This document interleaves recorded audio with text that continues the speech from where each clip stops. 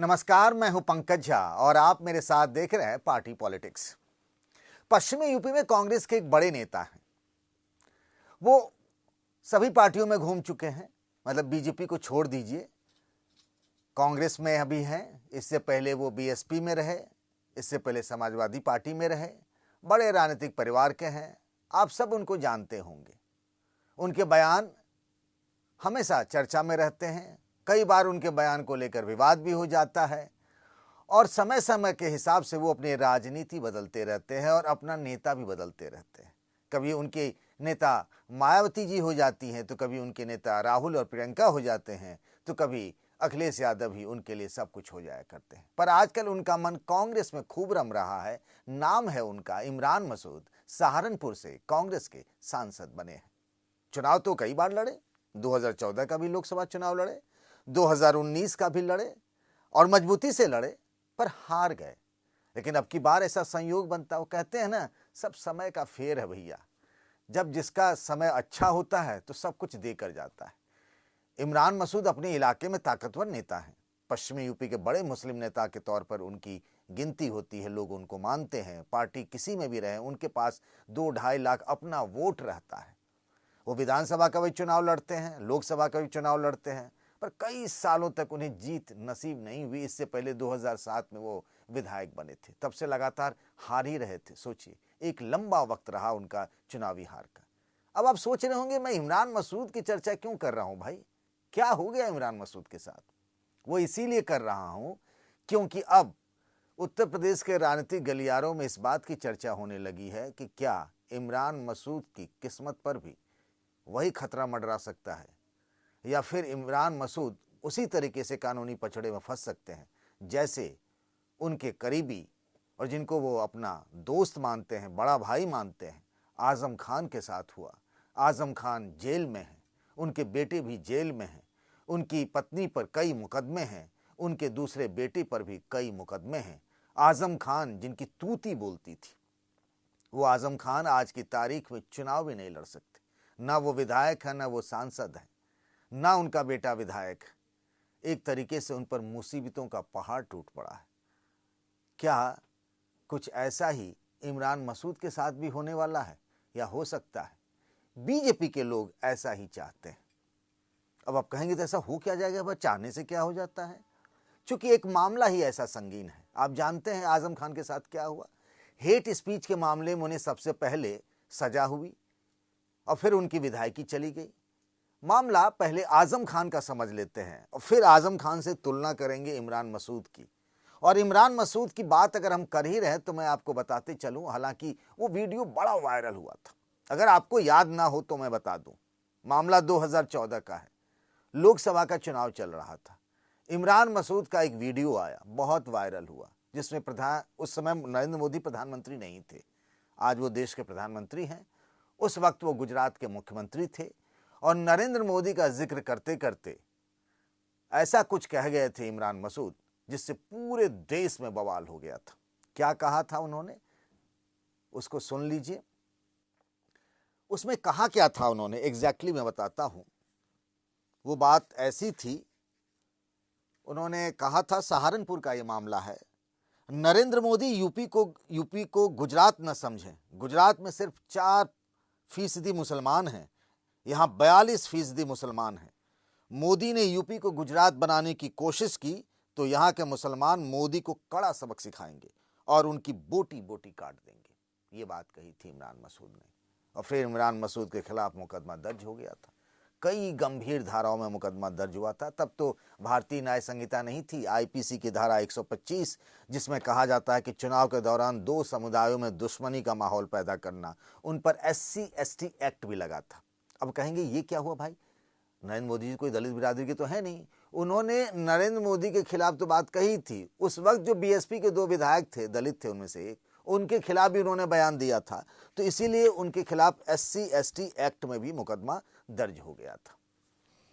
अब ये मुकदमे की बात आई, ऐसा ही मुकदमा ये हेट स्पीच वाला आजम खान के खिलाफ भी दर्ज हुआ था।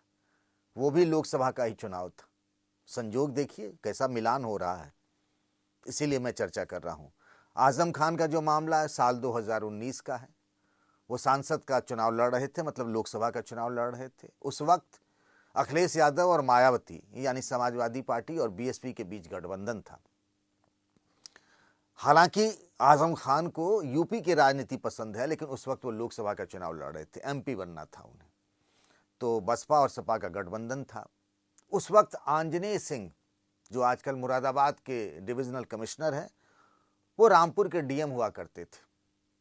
उस समय आजम खान ने आंजनेय सिंह के खिलाफ, मुख्यमंत्री योगी आदित्यनाथ के खिलाफ, प्रधानमंत्री नरेंद्र मोदी के खिलाफ बोलते बोलते बहुत कुछ कह गए। उन्होंने ये कहा था, जो डीएम थे उस वक्त आंजनेय कुमार सिंह, उनके बारे में आजम खान ने रामपुर में चुनाव प्रचार करते हुए कहा था कि मैं इस डीएम से अपनी जूते साफ करवाऊंगा। उनकी मां के बारे में बयान दिया था आपत्तिजनक। ये भी कहा था कि ऐसे ऐसे आईएएस अफसर उनके दफ्तर में पेशाब करने के लिए खड़े रहते हैं। जब ये सब कुछ हुआ, ऐसी बयान दिया गया, वो वीडियो वायरल हुआ। उसके बाद आजम खान के खिलाफ, उस वक्त कोई पंचायत अधिकारी थे, उन्होंने आजम खान के खिलाफ विभिन्न धाराओं में मुकदमा दर्ज करवाया। आमतौर पर होता यह है कि नेता बहुत बड़ी बड़ी बातें कह के चले जाते हैं, मुकदमा हो जाता है, फिर आगे बात बढ़ती नहीं है। ऐसा कई बार हुआ। मैं अपने जीवन में 20-25 साल के पत्रकारिता के ऐसे कई बार देखे, बिहार में, यूपी में, जहाँ जहाँ गया चुनाव में लोग बोलते रहते हैं। पर कई बार होता है कि वही एक छोटी सी बात ना, एक छोटा सा, मतलब वो बयान, जो बोल है ना, वचन, एक बार तर्कस से निकल गया तो निकल गया। कई बार क्या होता है, जब उसमें मुकदमे की पैरवी मजबूती से की जाती है तो फिर लेने के देने पड़ जाते हैं। और यही हुआ आजम खान साहब के साथ। आंजनेय सिंह ने उस मुकदमे की बहुत मजबूत पैरवी करवाई। उसके बाद तमाम गवाहों के बयान करवाए गए। उसमें अधिकतर सरकारी अधिकारी भी थे, कर्मचारी भी थे। तब तक आजम खान जो है, 2022 का चुनाव आ गया था, वो विधायक बन गए थे। सांसद से सांसदी छोड़ दी थी, विधायक बन गए। और फिर उनको 2022 में ही कोर्ट ने, एमपी एमएलए कोर्ट ने उन्हें सजा सुना दी 3 साल की। और फिर आप जानते हैं क्या हुआ। वो विधायक भी नहीं रहे, जेल चले गए। वोट डालने तक का अधिकार नहीं, चुनाव लड़ने तक का अधिकार नहीं। वो क्या, उन पर 90 के करीब मुकदमे हैं। अब मैं आजम खान का जिक्र कर रहा हूं इसीलिए क्योंकि इमरान मसूद के बारे में बताना है आपको। इमरान मसूद ने क्या कहा था नरेंद्र मोदी के बारे में, वो मैंने आपको बताया है। अब आप कहिए क्या होने वाला है। सवाल ये है कि क्या इमरान मसूद को भी आजम खान की तरह ये सब झेलना पड़ सकता है?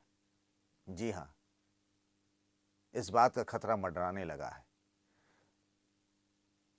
बजरंग दल के प्रांत संयोजक रहे हुए विकास त्यागी, जो सहारनपुर के देवबंद के रहने वाले हैं, उन्होंने अभी बीते 23 तारीख को यूपी के मुख्यमंत्री योगी आदित्यनाथ को चिट्ठी लिखी। इस चिट्ठी में उन्होंने कहा है कि इमरान मसूद के खिलाफ जो मुकदमा चल रहा है हेट स्पीच का, वो भी सहारनपुर के देवबंद में उनके खिलाफ भी 2014 में ही मुकदमा दर्ज हो गया था। उस मुकदमे जो अभी चल रहा है, एमपी एमएलए कोर्ट में एक केस चल रहा है, उस पर तेजी से सुनवाई हो, बहस हो, ताकि इसमें न्याय मिल सके, कोर्ट का फैसला जल्द आ सके। इसमें चार्जेज फ्रेम हो चुके हैं, यानी अभियोग पत्र दाखिल हो चुका है कोर्ट में, पिछले ही साल हुआ था ये। अब चूंकि इमरान मसूद सांसद हो गए हैं, इसीलिए सरकार से परमिशन की जरूरत है। उसके लिए सहारनपुर के डीएम ने चिट्ठी लिखी है मुख्यमंत्री को। विकास त्यागी चाहते हैं कि इस मुकदमे की भी पैरवी हो। अभी तक क्या हो रहा था कि देखिए, 2019 में आजम खान के खिलाफ मुकदमा हो गया और 2022 में उस पर फैसला आ भी गया, लेकिन 2014 में इमरान मसूद के खिलाफ मुकदमा हुआ हेट स्पीच का, और आज 2024 हो गए, खत्म होने वाला है। अब तो 2025 आ जाएगा। थोड़ा सा फेस्टिवल का जैसा माहौल भी हो गया है, छुट्टियां हो गई है स्कूल कॉलेजों में, अदालतों में। 10 साल बीत गए हैं, अभी तक इस मुकदमे में ट्रायल बहुत तेजी से शुरू नहीं हुआ है। तो अब ये बजरंग दल वाले चाहते हैं कि जिस तरीके से वहां मुकदमे में बहुत तेज पैरवी की गई थी, वैसे ही इमरान मसूद के खिलाफ भी पैरवी की जाए। अगर ऐसा होता है तो जिस तरीके से आईपीसी की धाराओं में इमरान मसूद के खिलाफ मुकदमा दर्ज किया गया है, और अगर उन्हें सजा हो गई 2 साल से अधिक की, आप जानते हैं कि 2 साल से अधिक की सजा होती है तो उसकी सदस्यता चली जाती है, वो चुनाव लड़ने के योग्य भी नहीं रहता है, ना वोट डाल सकता है। तो समझिए उसकी राजनीति तो चौपट हो गई। फिर इमरान मसूद के साथ अगर ऐसा होता है, हम तो अभी ये तो कोर्ट को तय करना है, अगर ऐसा होता है तो उनके सामने बहुत बड़ी मुसीबत आ सकती है। और पश्चिमी यूपी में सहारनपुर में देखिए कि चूंकि इमरान मसूद एक ऐसा चेहरा है कि उनके पास सिर्फ सहारनपुर तक ही प्रभाव नहीं है, अगल बगल के पड़ोसी ज़िलों में भी इमरान मसूद का अपना प्रभाव है। आज की तारीख में वो यूपी से कांग्रेस के एक बड़े नेता के तौर पर गिने जाते हैं। राहुल गांधी और प्रियंका गांधी के बेहद करीबी बताए जाते हैं। हालांकि वो समाजवादी पार्टी में चले गए थे, वहाँ गए, वहाँ उनको टिकट नहीं मिला, तो फिर वो बीएसपी चले आए। बीएसपी में वो आज़म खान से मिलना चाहते थे, पूरे पश्चिमी यूपी में पार्टी को मजबूत करना चाहते थे, तमाम ज़िलों में जाकर दौरा करना चाहते थे। मायावती ने कहा कि नहीं, आप ऐसा नहीं कर सकते हैं। वैसे भी बीएसपी में बहन जी जो कहें वही सही, वहाँ दूसरे किसी नेता की ऐसी बहुत बड़ी वक्त नहीं होता है उसका, जो चाहते थे। और इमरान मसूद मीडिया के सामने, मीडिया के बड़े दुलारे हैं, लाडले हैं, प्यारे हैं, खूब बाइट देते हैं। बाइट मतलब स्टेटमेंट देते हैं। अब बीएसपी में रह के कोई स्टेटमेंट दे सकता है? वहाँ तो बहन जी जो कहती हैं सो कहती, बाद बाकी जिसने बोला उसका काम ख़त्म। उस पार्टी में कोई प्रवक्ता तो होता नहीं है, इसीलिए आप देखते हैं बहन जी भी कभी कभार ही बोलती हैं। आजकल सोशल मीडिया में ज़्यादा एक्टिव हैं। एक दौर था जब वहाँ सोशल मीडिया में पार्टी ही नहीं होती थी, तो बहन जी ने मना कर दिया इमरान मसूद को। अब इमरान मसूद का मन ही नहीं लग रहा था, बिना बोले इमरान मसूद माने तो कैसे माने, तो बीएसपी छोड़ के कांग्रेस चले आए।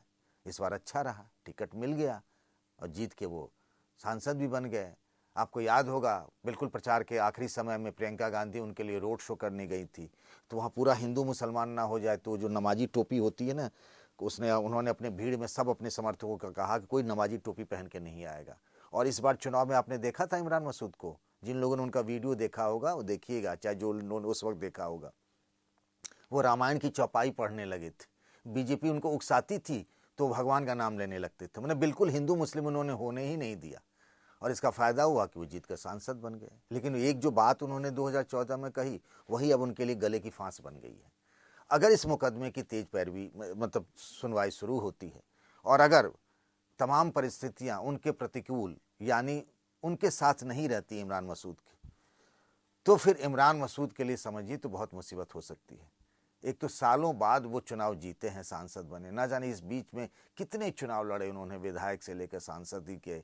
हर बार उनको अच्छे वोट मिले लेकिन जीत नहीं पाते थे।